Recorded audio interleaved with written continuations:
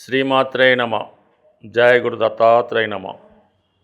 ఈ వీడియోలో మనం వృశ్చిక రాశి వారికి రాబోయే విజయదశమి అంటే అక్టోబర్ 2వ తారీఖు నుంచి వీరు జీవితంలో సంపూర్ణంగా అభివృద్ధి చెందాలంటే ఏ ప్రయత్నం చేయడం వల్ల వీళ్ళ జీవితంలో అభివృద్ధి వస్తుందన్న విషయాన్ని మనం ఈ వీడియోలో పరిశీలిద్దాం. ఏదైనా విజయదశమి రోజు ఒక పని సంకల్పంతో ప్రారంభించినప్పుడు ఆ పని మళ్ళా మనకి వచ్చే సంవత్సరం విజయదశమి నాటికి సంపూర్ణంగా దాని ఫలితాలు మనకి రావడం జరుగుతూ ఉంటాయి. సో ఇప్పుడు మన వృశ్చిక రాశి వారికి ఈ విజయదశమి రోజు ఉన్నటువంటి గ్రహస్థితి, ఆ గ్రహస్థితిలో మీరు ఏది ప్రారంభిస్తే బాగుంటుందని పరిశీలిస్తే ముందుగా లాభస్థానంలో బుధుడు రవి ఇద్దరు కూడా ఒక మంచి యోగంలో ఉన్నారంటే బుధాదిత్య యోగంలో బుధుడు ఉచ్చలో రవితో కలిసి అత్యంత బలవంతుడై ఉన్నాడు. అంటే సాధారణంగా బుధుడు ఏ గ్రహంతో కలిస్తే ఆ గ్రహ ఫలితాలు ఇవ్వడం జరుగుతుంది, ఆ గ్రహంలో మారడం జరుగుతూ ఉంటుంది. అంటే బుధుడికి ప్రత్యేకంగా న్యూట్రల్ గ్రహం అవటం వల్ల శుభులతో కలిస్తే శుభులుగా, పాపులతో కలిస్తే పాపులుగా ఉంటాడు. ఇప్పుడు లాభస్థానంలో ఉన్నటువంటి బుధుడు మనకి కంప్లీట్గా రవితో కలిసి ఉండడం వల్ల దశమ భావ ఫలితాలు, అది ప్రభుత్వానికి సంబంధించిన ఫలితాలు ఇవ్వాల్సి ఉంటుంది.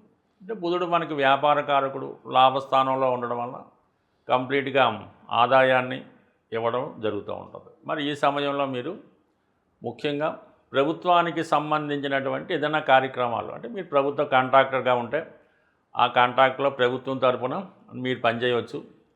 ఎక్కువగా ప్రభుత్వ ఉద్యోగంలో ప్రవేశించాలి అనుకున్న వాళ్ళు, ముఖ్యంగా ఉన్నత స్థాయి అధికారులుగా వెళ్ళాలంటే ఏదో సివిల్స్, ఐఏఎస్, గ్రూప్ 1 ఇటువంటి సెంట్రల్ గవర్నమెంట్ సంబంధించిన వాటిలో మరి మీరు ప్రవేశించాలనుకుంటే కంపల్సరిగా ఈ ప్రయత్నం మీకు తప్పకుండా నెరవేరే అవకాశం ఉంది. పైపెచ్చు బుధుడు అష్టమాధిపతిగా లాభస్థానంలో దశమాధిపతితో కలిసి వృత్తిలో ఇంప్రూవ్మెంట్ ఇస్తాడు, ప్రమోషన్ ఇస్తాడు, కొత్త ఉద్యోగాన్ని ఇస్తాడు. దానికి ప్రభుత్వ సంబంధం కూడా ఉంటుంది, ఒక అధికార హోదా కూడా ఉంటుంది. అందువలన మీరు రాజకీయ రంగంలో ఉన్న ప్రభుత్వ పదవి కోసం ప్రయత్నం చేయవచ్చు. మీరు ఒక నిరుద్యోగి అయినా గవర్నమెంట్ ఉద్యోగం కోసం ప్రయత్నం చేయవచ్చు.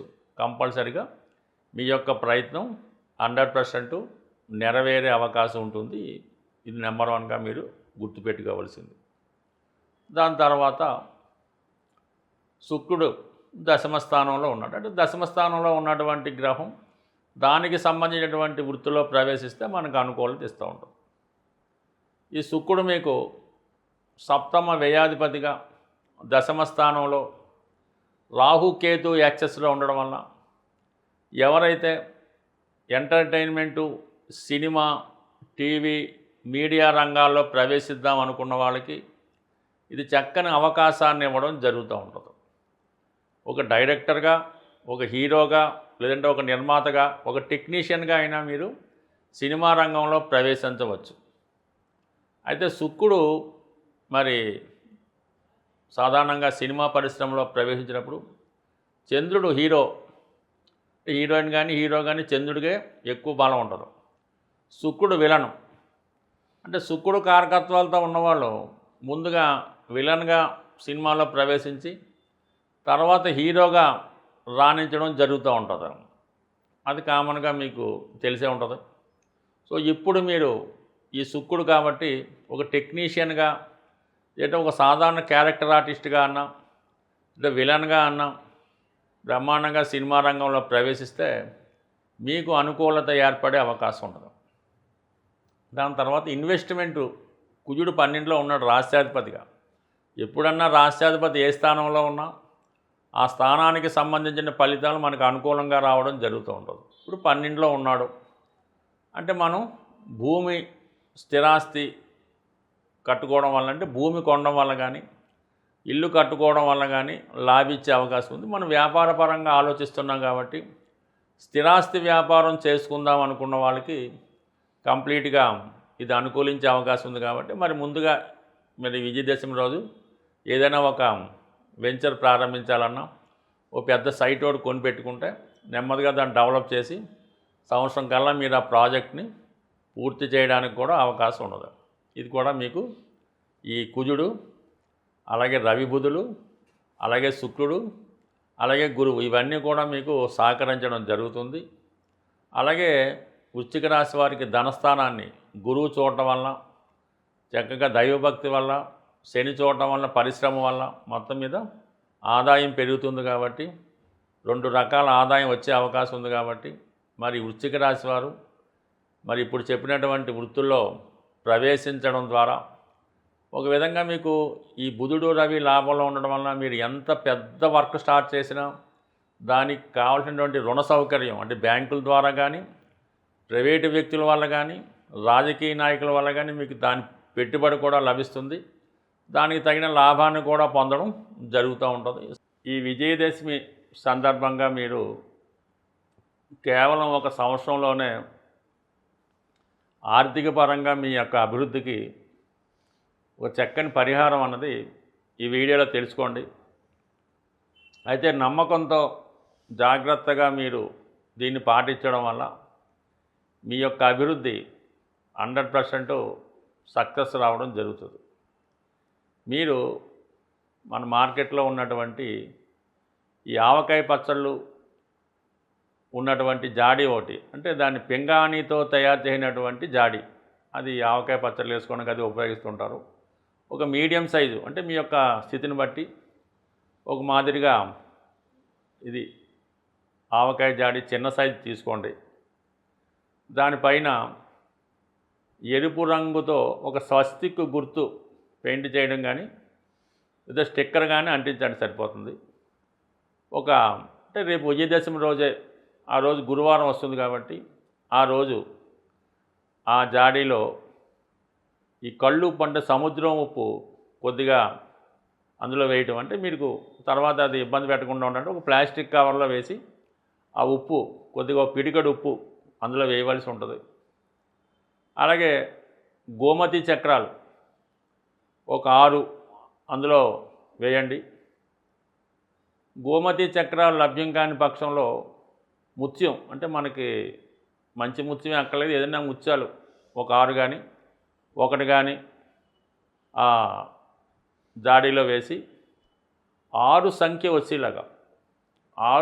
వచ్చేలాగా ఇప్పుడు మనకి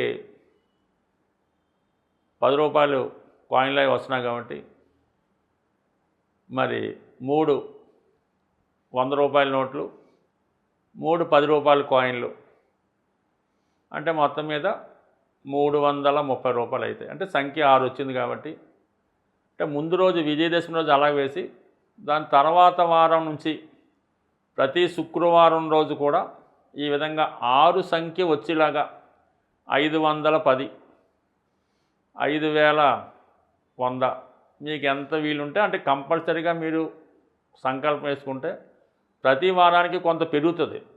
ఈ వారం 510 వేస్తే వచ్చే వారానికి 5001 అన్నా వేయచ్చు. ఆ విధంగా పెరుగుతూ ఉంటుంది. ఈ విధంగా 52 వారాల పాటు మీరు